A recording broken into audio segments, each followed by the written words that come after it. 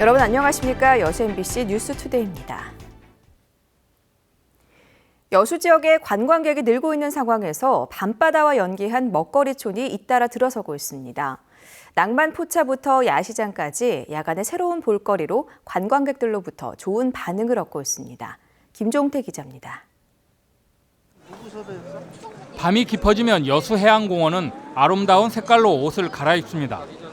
각양각색의 조명과 밤바다와 어우러진 곳곳의 야경은 주광과는 또 다른 멋스러움을 더합니다. 지난달부터 이곳 해양공원에 이런 볼거리와 함께 색다른 먹거리가 새로 들어섰습니다.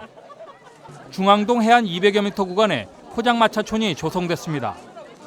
17동의 각종 포장마차에서 지역을 대표하는 다양한 계절 음식들이 손님 맞이에 나서고 있습니다.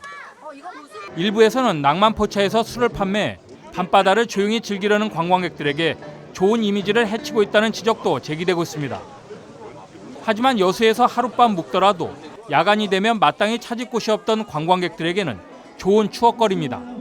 이렇게 포장마차 있는 것도 좀 운치가 있고 바다가 보이니까 또 같이 먹는 맛이 좀 괜찮은 것 같아요. 해양공원 인근 수산시장 안에도 밤이 되면 또 다른 볼거리가 관광객들을 맞이합니다. 시장 안 이동식 매대를 통해 중국과 일본, 태국 등 세계 6개국의 대표 주전부리를 판매하고 있습니다.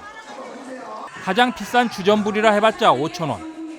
관광객들이 저렴한 가격의 음식을 맛보고 쉬었다 가는 장소로 인기가 높습니다. 재래시장 상인들은 시장 활성화를 위해 야시장 개장을 크게 반기고 있습니다. 그냥 시끄럽고 재밌고 손님 많고 그런 적이 처음이에요, 진짜로. 손님이 이 시간 되면 많이 없거든요. 근데 지금 손님이 겁나게 많잖아요. 여수 밤바다와 어우러진 야간 먹거리가 문을 연 지 한 달여. 체류형 관광을 유도하기 위한 새로운 관광 상품으로 성공적인 연착륙이 가능할지 주목됩니다. MBC 뉴스 김종태입니다. 광양 한려대가 오는 2018년 폐교될 것으로 보입니다. 교육부는 설립자 교비 횡령과 부실대학 지정으로 위기에 처한 서남대의 옛 재단이 서남대 정상화 방안으로 한려대를 폐교하고 서남대 의대를 폐과하는 내용의 자구 계획을 어제 제출했다고 밝혔습니다. 폐교되는 한려대의 재학생은 교육부와의 협의를 통해 다른 대학으로의 특별 편입학이 추진됩니다. 교육부 관계자는 이에 대해 한려대 폐교는 이번에 제출된 자구 계획이 통과돼야 결정될 사안이라고 설명했습니다. 올해 행사 이후 광양 매화축제의 전면적 변화를 요구하는 목소리가 거세게 대두되고 있습니다. 천편일률적인 세부 행사와 고질적인 교통 체증 등으로 만족도가 떨어지면서 지역 대표 축제라는 말이 무색해지고 있기 때문입니다. 박광수 기자가 보도합니다. 축제가 한창이던 3월 하순, 섬진교에서 매화마을까지 차량으로 2-3km를 가는데 1시간이 넘게 걸리는 경우가 다반이었습니다. 지역 특색에 맞지 않는 데다 비싸기까지 한 음식 등의 불만도 여전했습니다. 어느덧 지인들에게 선뜻 방문을 추천하기 힘든 행사로 전락하고 있고 축제 만족도도 계속 낮아지는 상황. 축제위원회가 축제 방문객 335명을 대상으로 설문조사한 결과 지난해에 비해 편의성이 0.75점이나 떨어진 3.7점에 그치는 등 종합 만족도가 7점 만점에 4.62점으로 0.39점 낮아졌습니다. 축제를 함으로 인해서 지역의 이미지가 개선이 되고 홍보가 되는 것들이 아니고 축제를 통해서 지역의 이미지가 훼손이 되고 불만을 가는 이런 어떤 축제 구조라고 저는 생각을 하고 있고요. 축제 인식의 전환이 필요하지 않는가 생각이 좀 듭니다.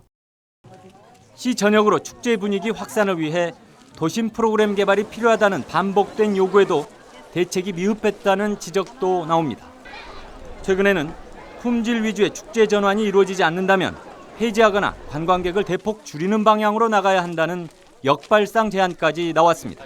예컨대 이제 그 방법론으로 봐서는 축제를 유료화하는 것도 품질을 높여 가는 데 있어 하나의 방법이라고 생각을 합니다. 유료한 만큼 거기에 맞는 테마라든가 콘텐츠가 충분하게.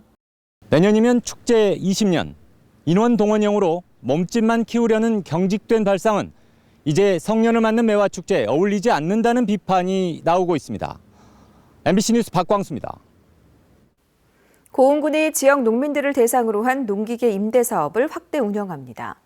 고흥군은 올해 12억 원의 사업비를 들여 농업용 굴삭기와 동력 이식기 등 농기계 80세대를 추가로 구입해 관내 농가들이 이용할 수 있도록 할 계획입니다. 고흥군은 지난 2011년부터 89종 367대의 농기계를 구입해 농민들에게 빌려주고 있으며 임대 실적이 매년 20% 이상 증가하는 등 지속적인 호응을 얻고 있습니다. 섬 지역 치안이 어떻기에 이런 일이 터졌느냐는 비난이 많은데요. 사실 신안군은 전남에서 유일하게 경찰서가 없습니다.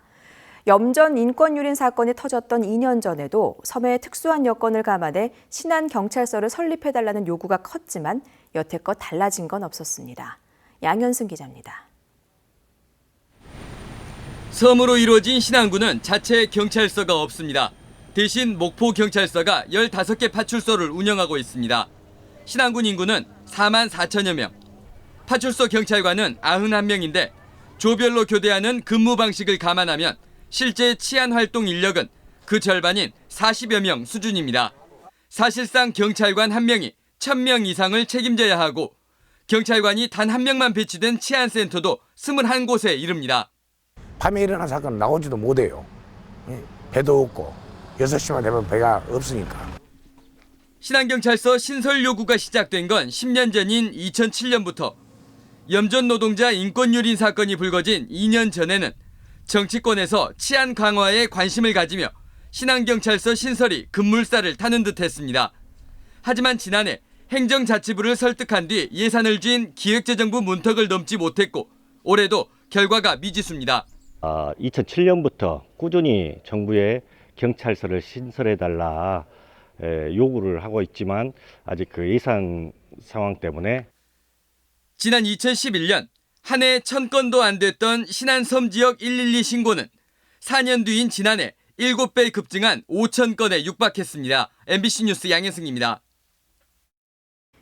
광주의 시내버스 요금과 지하철 요금이 인상될 것으로 보입니다. 시기는 7월로 예상되는데요. 시내버스와 지하철의 요금 인상은 지난 2011년 이후 5년 만입니다. 김인정 기자입니다. 광주시가 시내버스 요금 조정을 위한 절차를 밟고 있습니다.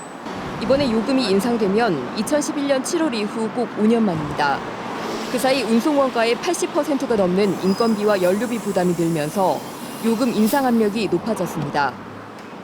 중공영제에 따라 시내버스 회사에 지원하는 재정지원금은 2010년 352억 원에서 작년에는 532억 원으로 200억 원 가까이 늘었습니다. 이러다 보니 세금으로 버스 회사들의 적자를 메우느니 이용자들이 요금을 더 내게 하자는 주장도 나옵니다. 서울과 부산 등 다른 대도시들이 작년과 재작년에 요금을 인상했고 아직 요금을 올리지 않은 대구도 7월부터 인상할 계획이라는 점도 고려했습니다. 시내버스 요금이 오르면 통합 요금 체계를 적용받는 광주 지하철도 요금이 오를 가능성이 높습니다. 버스하고 지하철하고 그 2006년 이후로 이렇게 무료 환승을 하다 보니까요. 통합 요금제입니다. 그래서 버스하고 맞춰서 해야 됩니다. 버스와 지하철 요금의 인상 여부와 인상 폭은 오는 23일 물가대책위원회에서 결정될 예정입니다.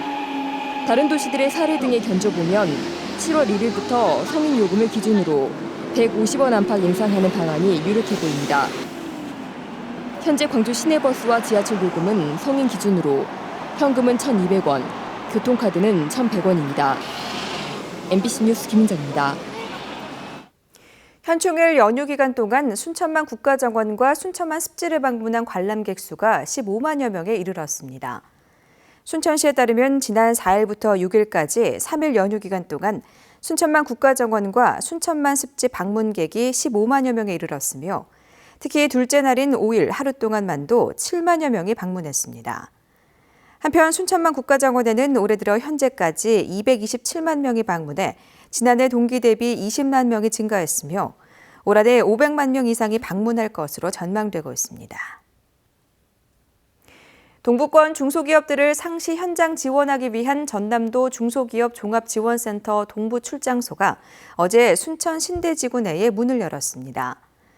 전남도 중소기업 종합지원센터 동부출장소는 중소기업 육성 자금 전문가와 원산지 관리사, 노무사 등이 상주하며 자금 지원, 국내외 마케팅 등 기업 현장에서 발생하는 경영 애로를 상담하고 중소기업 지원 시책을 체계적으로 실행하는 역할을 하게 됩니다. 특히 도 중소기업 육성자금 지원 제도에 대한 동부권 지원을 강화해 중소기업의 가장 큰 어려움인 자금 문제를 적극적으로 해소할 수 있을 전망입니다. 포스코 광양 5고로가 쇳물 생산을 다시 시작했습니다. 까지 끼어 있습니다. 오늘 아침까지는 곳곳에서 빗방울이 조금 떨어지겠고요. 낮에는 대기 불안정으로 소나기가 내리는 곳이 많겠는데요. 경기 동부와 충북 북부, 강원 영서와 남부 지방을 중심으로 내리겠습니다. 비의 양은 5에서 20mm, 벼락이 치거나 돌풍이 불면서 요란스럽게 쏟아지는 곳도 있겠습니다. 밤부터는 이 제주도와 전남 해안 지방에서 10에서 40mm가량 비가 흠뻑 내릴 것으로 보입니다. 습도가 높기 때문에 오늘 흐떡지근하겠는데요. 서울과 대구가 27도 선까지 오르겠습니다. 지금 전국 많은 지역에 안개가 끼어 있고 경상도를 중심으로는 약하게 소나기가 오고 있습니다. 오늘 아침까지 산발적으로 빗방울이 조금 떨어지겠고요. 낮 동안에는 구름 많은 가운데 소나기가 내리는 곳이 많겠습니다. 대기질은 내내 무난할 것으로 보입니다. 현재 기온은 서울이 18.6도, 대구 20.7도로 선선합니다. 한낮 기온은 서울 27도, 전주 27도, 울산 25도로 어제만큼 기온 오르겠습니다. 내일부터는 30도 안팎의 더위가 다시 기승을 부릴 전망입니다. 내셨습니다.